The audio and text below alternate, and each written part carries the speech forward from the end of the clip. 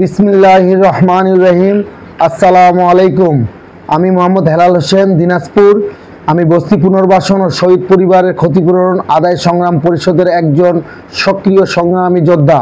আমরা এই বস্তি পুনর্বাসন ও শহীদ পরিবারের ক্ষতিপূরণ আদায় সংগ্রাম পরিষদ সংগঠনটি দীর্ঘ 9 আগস্ট 2025 থেকে আজ অবধি রাজপথে আন্দোলন চালিয়ে যাচ্ছি 2 দফা দাবি বাস্তবায়নের লক্ষ্যে। আমাদের সেই 2 দফা দাবি হলো শহীদ পরিবারের কলমিলতা বাজারের ন্যায্য ক্ষতিপূরণ, যা বর্তমানে 2017 সালের হুকুম দখল আইন অনুযায়ী প্রদান করতে হবে। 2, মিরপুর ভাসানটেক বস্তি পুনর্বাসন প্রকল্পের 2003 সালের বাস্তবায়ন চুক্তি, যাহা 2010 সালে ফ্যাসিস্ট হাসিনা সরকার কর্তৃক বাতিল করা হয়, সেই বাতিল আদেশ প্রত্যাহার সহ দেশের সকল বস্তি পুনর্বাসন নিশ্চিতকরণ। আপনারা সবাই জানেন, কলমিলতা বাজার ও বস্তি পুনর্বাসন প্রকল্প বিআরপি হচ্ছে শহীদ পরিবারের ন্যায্য ক্ষতিপূরণ এবং পুনর্বাসনের একটি ঐতিহাসিক উদ্যোগ। এই প্রকল্পের যাবতীয় বিনিয়োগ, বাস্তবায়ন ও ব্যবস্থাপনার দায়িত্বে নিয়োজিত প্রতিষ্ঠানের ব্যবস্থাপনা পরিচালক north south property development limited এর চেয়ারম্যান আলহাজ আব্দুর রহিম সাহেব, যিনি 1997 সাল থেকে বহু বছর ধরে বাস্তুচ্যুত মানুষের পুনর্বাসনের জন্য নিরলসভাবে কাজ করে যাচ্ছেন।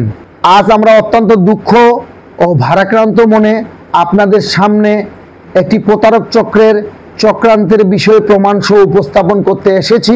এর আগেও আমরা আমাদের ফেসবুক পেজ এবং ইউটিউব চ্যানেলে একটি ভিডিওতে আরও কিছু ঘটনা প্রমাণসহ প্রকাশ করেছি, যার ভিডিও লিঙ্ক এই ভিডিওর কমেন্টে দেওয়া হবে। এখন আমরা জাতির সামনে একটি সন্ত্রাসী ও প্রতারক চক্রের বিষয়ে কিছু কথা তুলে ধরতে চাই। এই চক্রের মূল হোতা হলো অ্যাডভোকেট জিয়াউর রহমান, মোহাম্মদ হেলাল হোসেন নোয়াখালী এবং তাদের সহযোগী কয়েকজন ব্যক্তি। তারা মিলে একটি সংঘবদ্ধ সন্ত্রাসী ও প্রতারক চক্র গঠন করেছে। নিজেদেরকে অহিংস গণ অভ্যুত্থান বাংলাদেশ নামক সংগঠনের নেতাকর্মী পরিচয় দিয়ে সাধারণ জনগণের সঙ্গে প্রতারণা চালিয়ে আসছে। অন্যদিকে একই সংগঠনের আরেক অংশের নেতা জনাব আবুল বাশার ও তার অনুসারীরা উক্ত দাবিকে অস্বীকার করে নিজেদেরকে অহিংস গণ অভ্যুত্থান বাংলাদেশ সংগঠনের প্রকৃত নেতৃত্ব দাবি করছেন। ফলে সংগঠনের নাম ও পরিচয় অপব্যবহার ঘটছে, সাধারণ মানুষ বিভ্রান্ত হচ্ছে এবং সামাজিক শৃঙ্খলা বিঘ্নিত হচ্ছে।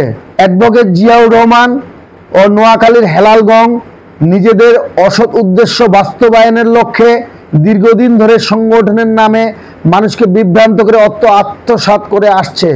তাদের প্রচারণায় বলা হয় দেশের পাচারকৃত অর্থ উদ্ধার করে তা সুদমুক্ত ঋণ হিসাবে গরিব মানুষের মধ্যে বিতরণ করা হবে। বাস্তবে এই কথাগুলো তারা প্রতারণার হাতিয়ার হিসেবে ব্যবহার করে সাধারণ মানুষের কাছে অর্থ হাতিয়ে নিচ্ছে। গত 5 বছর ধরে তারা বিভিন্ন কর্মসূচির নামে বিপুল অর্থ লুট করেছে। তারা দাবি করছে যে প্রায় 1,80,00,000 মানুষ তাদের সংগঠনের সঙ্গে যুক্ত। এই বিপুল সংখ্যক মানুষের নাম ব্যবহার করে তারা অবৈধ প্রভাব বিস্তার, ভয় ভীতি প্রদর্শন। তারা এখন সারা দেশের প্রতিটি জেলা উপজেলায় কমিটি গঠন করে কমিটি বাণিজ্য নামে প্রতারণার পরিধি বাড়াচ্ছে।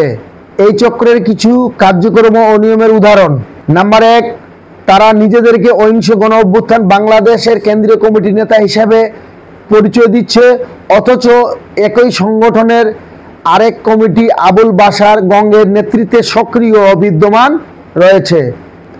2, তারা বস্তি পুনর্বাসন ও শহীদ পরিবারের ক্ষতিপূরণ আদায় সংগ্রাম পরিষদ এর 31 সদস্যের কমিটি নেতা বলে প্রচার চালাচ্ছে, অথচ উক্ত 31 সদস্যের অনেকেই তাদের সম্পৃক্ততা অস্বীকার করছেন এবং তারা এই কমিটিকে ইতিমধ্যে অবৈধ ঘোষণা করেছেন এবং করতেছেন। নাম্বার 3, অ্যাডভোকেট জিয়া ও নোয়াখালীর হেলালগঞ্জ সংগঠনের মূল ও প্রকৃত আহ্বায়ক আলহাজ আব্দুর রহিম সাহেবের নেতৃত্ব অস্বীকার করে সংগঠনের উদ্দেশ্যে পরিপন্থী কর্মকাণ্ডে জড়িত। নাম্বার 4, তারা সরকারের কিছু অসাধু কর্মকর্তা, প্রভাবশালী ব্যক্তির সঙ্গে গোপন যোগাযোগ স্থাপন করে আন্দোলনের উদ্দেশ্য ব্যাহত করার চেষ্টা করছে। নাম্বার 5, তারা নেতাকর্মীদের মধ্যে লোভ ও বিভ্রান্তি সৃষ্টি করে আন্দোলনের ঐক্য নষ্টের ষড়যন্ত্র করছে। নাম্বার 6, ভাসানটেক প্রকল্পের বস্তি নেত্রী নূরজাহান খালা, যিনি পূর্বে আহ্বায়ক রহিম সাহেবের দৃঢ় সমর্থন ছিলেন। চলুন তখনকার একটি ভিডিও আপনাদেরকে দেখানো যাক। যে দেহি ডক্টর ইনি সব যদি আঙ্গার একটা ফয়সালা করে দেয়, আজকে রহিম সাহেব কিসের জন্য আজকে সরকার করে রাখছে, নিশায় রাখছে। এই আব্দুল রহিমে করলে একটা বাংলাদেশে একটা সরকারের উপযুক্ত। এই বেটা একটা যে একটা সুন্দর পজিশন সাজাইছে, কোন সরকারের করে না এরকম একটা পজিশন। এই বেটা একটা সৎ যোগ্য একটা শহীদ পরিবারের সন্তান। হ্যাঁ যদি মাথা উঠে দাঁড়ায় পড়ে তাহলে তো সন্তান সমূহ কালি বেড়ে যাবো গা। হ্যাঁ তো রাজনীতি করাবো না, এলেগে হ্যাঁ ডাবাই রাখছে সন্তান বাহিনী। কথা বুঝছো? এখন উল্লেখিত প্রতারক চক্র তাকে প্রলোভন ভয়ভীতির মাধ্যমে মিথ্যা প্রচারে বাধ্য করছে। চলুন এখনকার তার একটি ভিডিও দেখে আসি। আজকাল হে বাসন পর্যটন ইতিহাসের ভিতরে আমি যাই দেখি মন্ত্রণালয় কাগজ আমি যাই না দেখি দুইটাকে গেছি যাই দেখি যে শাখা চিনা হারে ভাগ করে দেখেছে এই দুর্নীতির কারণে। এই দুর্নীতি আসলে আমরা চাই আমরা আমরা পাওনা জিনিসটা আমরা দেশবাসী সাংবাদিক বানানোর কাছে আমরা এড়িয়ে আবদার আমরা সঠিক এই শরীর গরিব মানুষের পাওনা না।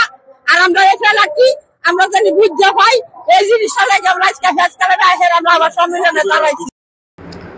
নাম্বার 7, চাঁদপুরের নাসরিন আক্তার নামের একজন মহিলা সম্প্রতি এই চক্রের প্ররোচনায় আহ্বায়ক আব্দুর রহিম সাহেবের বিরুদ্ধে মিথ্যা অভিযোগ করেছেন। বাস্তবে আব্দুর রহিম সাহেব তাকে এবং তার পরিবারকে উদ্ধার, চিকিৎসা ও আইনি সহায়তা প্রদান করেছিলেন। গত 30/10/2025 তারিখে এই নাসরিন আমাদের কর্মী সাদিয়া শামীম রুমাকে তার ব্যক্তিগত হোয়াটসঅ্যাপে ভয়েস মেসেজ পাঠিয়ে হুমকি দেয়, আমার স্বামী গুম হলে দায় তোর উপরে চাপিয়ে দেব, তোর নামে খুনের মামলা দেব। চলুন সেই ভয়েসটি শুনে আসি।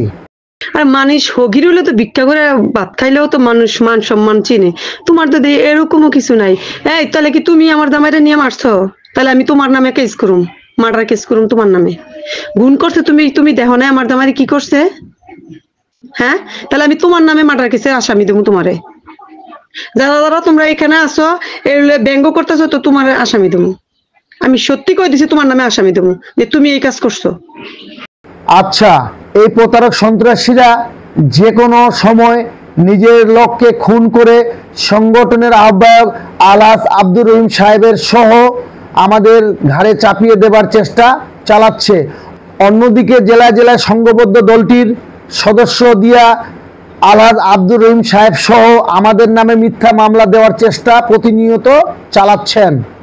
নাম্বার 8, প্রতারক চক্রে রোজিনা নামের একজন মহিলা, যিনি দীর্ঘদিন সংগঠনের কর্মকাণ্ডে যুক্ত থেকে গোপনে আমাদের অভ্যন্তরীণ তথ্য সংগ্রহ এবং চক্রের নেতাদের কাছে পাঠাতেন। তিনি 23 অক্টোবর 2025 তারিখে এই চক্রের সহায়তায় জনাব আব্দুর রহিম সাহেবের বাসায় পুলিশ পাঠান।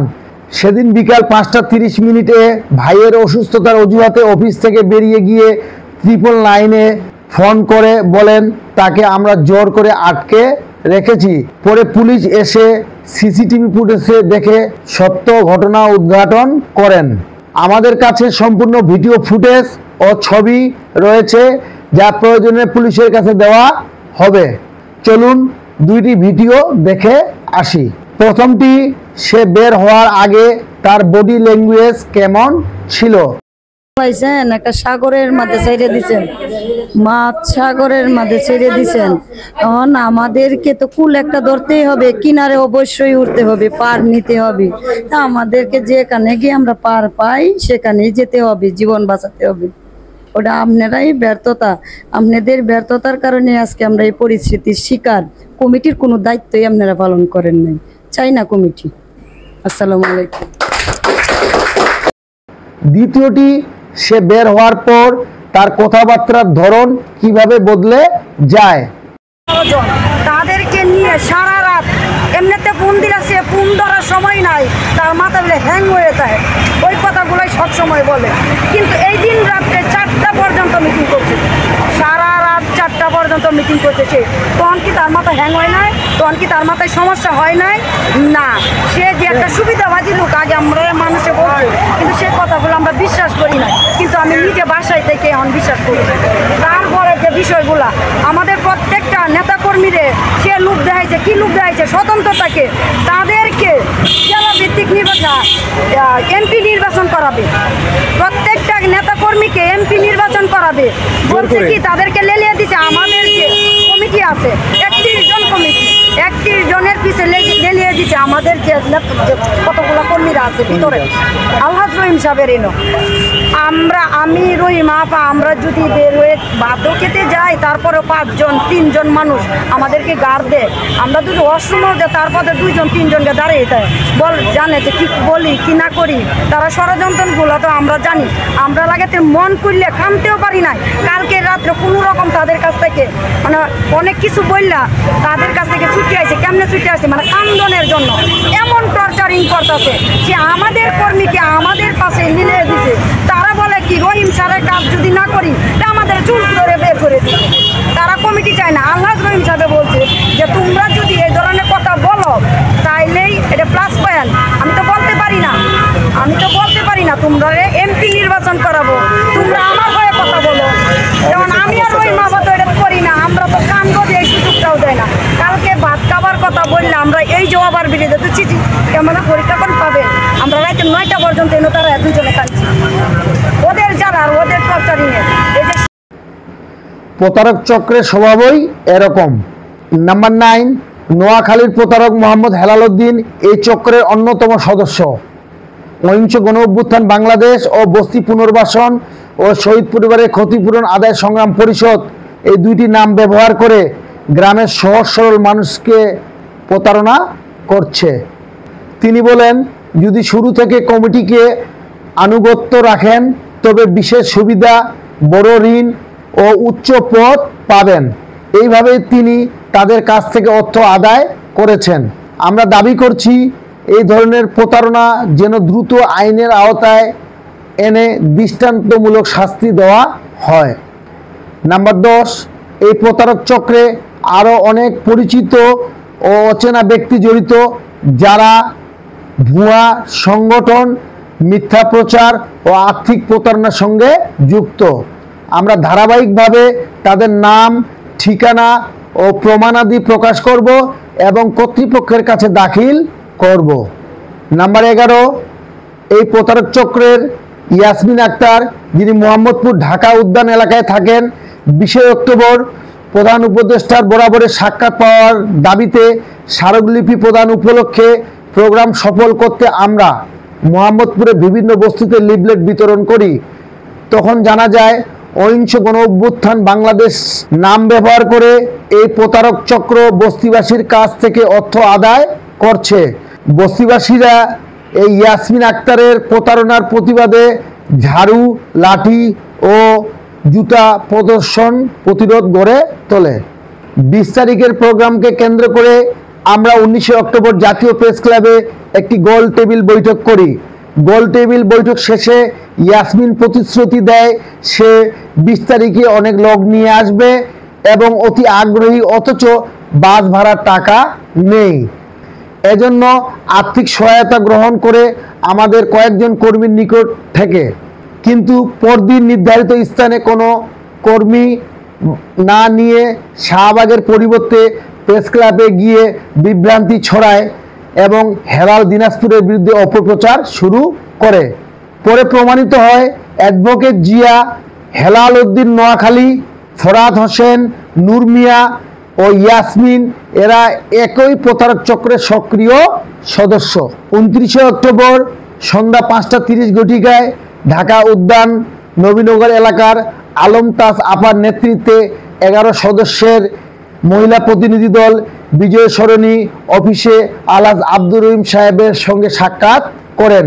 সাক্ষাৎ শেষে ফিরে যাওয়ার সময় সন্ধ্যা 7 ঘটিকার দিকে কলমিলতা বাজারের সামনে প্রতারক ইয়াসমিন অশ্রাব্য ভাষায় গালিগালাজ ও হুমকি হামলা চেষ্টা করে। সেই সময় প্রতারক ইয়াসমিন আলমতাজ আপাকে প্রশ্ন করে, তোমাদের এখানে কে নিয়ে এসেছে? উত্তরে প্রতিনিধি দলের প্রধান আলমতাজ আপা জানায়, আমরা স্বেচ্ছায় আলহাজ আব্দুর রহিম সাহেবের সঙ্গে দেখা করতে এসেছি। তখন ইয়াসমিন হেলাল দিনাজপুরকে উদ্দেশ্য করে বলে, তুই টাকা বুঝিয়ে দে। উত্তরে হেলাল দিনাজপুর জিজ্ঞাসা করলে কিসের টাকা, তখন সে তার গায়ে হাত তোলে। তাৎক্ষণিকভাবে আমি অফিসে অবগত করলে জেসমিন আপার নেতৃত্বে পারভিন আপা নোয়াখালী, শিউলি আপা ময়মনসিংহ সহ মহিলা নেতৃবৃন্দ একটি মহিলা দল নিয়ে ঘটনাস্থলে যায় এবং ইয়াসমিনের আচরণের ভিডিও ধারণ করে। চলুন ভিডিওর কিছু অংশ দেখে আসি।